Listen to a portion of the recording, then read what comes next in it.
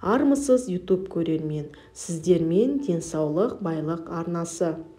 Каналға тіркеліп, лайк басып, видеоны соңына дейін қарауларыңызды сұраймын.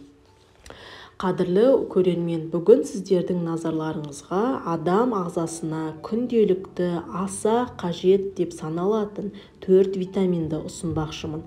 Видеоның соңында 4 витаминнің қандай екенін білетін боласыздар. Негізінде біз қазір дәрумен туралы өте көп айтамыз. Себебі қоршаған ортаның ластануы, ішіп отырған су мен ауаның таза еместігі біздің денсаулығымызды аса қажетті көңіл бөлгенімізді қалайды. Дәрумендер адам мен жануарлардың тіршілігіне, олардың ағзасындағы зат алмасудың бірқалыпты болуы үшін аса мөлшерде қажетті биологиялық қоспалар. Дәрумен латынша вита, тіршілік деген мағынаны білдіреді. Дәрумен терминін орыс дәрігері Николай Лунин қалыптастырған. Дәрумендердің көпшілігі ферменттердің құрамдас бөлігі болып табылады. Біздің ағзамызда күнделікті үздіксіз жүріп жататын химиялық реакциялар, мысалға, ішкен тамағымыздың ыдыратылуы, оның қорытылуы ферменттердің қызметіне тікелей байланысты. Тағамның құрамында дәрумен егер жеткіліксіз болса, адам әртүрлі ауруға шалдығатынын бәріміз білеміз.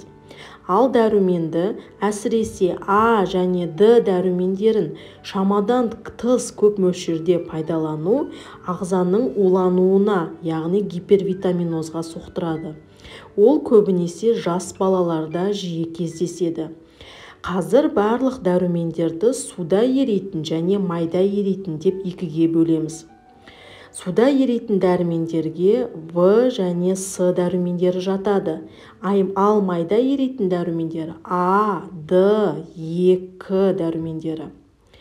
А дәрумені, яғни ретинол, ағзаның өсуіне, дамуына әсер етіп, түрлі ауруларға қарсы тұра алу әрекетін арттырады. Түнде көруді жақсартады. А дәрумені жетіспегенде теріңіз құрғап, жарылып, түсі күңгірттенеді. Май бездерінің құрамы өзгереді. Көздің қасаң қабығы бұзылады. Адам түнде нашар көре бастайды. Бұл ауруды ақшам соқыр, яғни куриная слепота деп атайды. А дәрумені бауырда, сүтте, жұмыртқаның сарысында көп болады. Өсімдіктердің қызыл, жасыл, сары жемістерінде, әсіресе сәбіз қызанақ өрікте, асқабақта жиі кездеседі. Д дәрумені кальциферол адамның терісінде күннің ультракүлгін сәулелерінің әсерінен түзіледі. Ол кальций мен фосфордың ішектен бөлінуін жылдамдатып, сүйек ұлпасының мықтылығына әсер етеді. Жас сәбилерде Д дәруменінің жетіспеушілігінен болатын ауруды мешел, яғни рахит деп атайды. Мешел ауруына шалдыққан балалардың қаңқасы дұрыс қалыптаспайды. Аяқ сүйектері дене салмағының әсерінен майысады. Сүйек баяу дамып ұйқысы қашады. Жұқпалы аурулармен көп ауырады.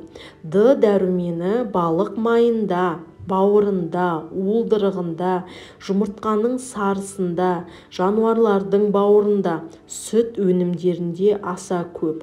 Д дәруменінің қажеттік тәуліктік мөлшері 2,5 миллиграмм.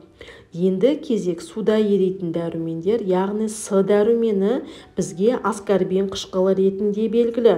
Ағзаның жұқпалы ауруларға қарсы тұра алу әрекетін арттырады. Сүйекке және тіске беріктік қасиетін береді. С витаминінің жетіспеушілігінің бірден бір белгісі сіздің тісіңіздің қанауы, яғни тісіңіз қанаса, С дәрумені сізге жетіспейді деген сөзді білдіреді. С дәрумені жетіспеген жағдайда ағза өте тез шаршайды. Сілемейлі қабықшалар қабынады. Бұл дәрумен ұзақ уақыт жетіспесе, адамда құрқұлақ, яғни тісінгі ауруы шалдығады. Адам ағзасы С дәруменін өзі өндіре алмайтындықтан, оны біз тек тамақпен қабылдап отыруымыз керек. Осыдан кейінгі айтып өтетін дәрумен ол В дәрумені. В дәруменінің құрамында сақтау үшін төменгі температураны тоңазытып барып сүрлемелеу әдісін қолданады. Бұл кезде тағамдық өнімдер 0-ден 4 градус температура аралығында өңделеді. Қорытындылай кететін болсақ, дәрумендер адам ағзасы үшін өте пайдалы. Ауырмаңыздар.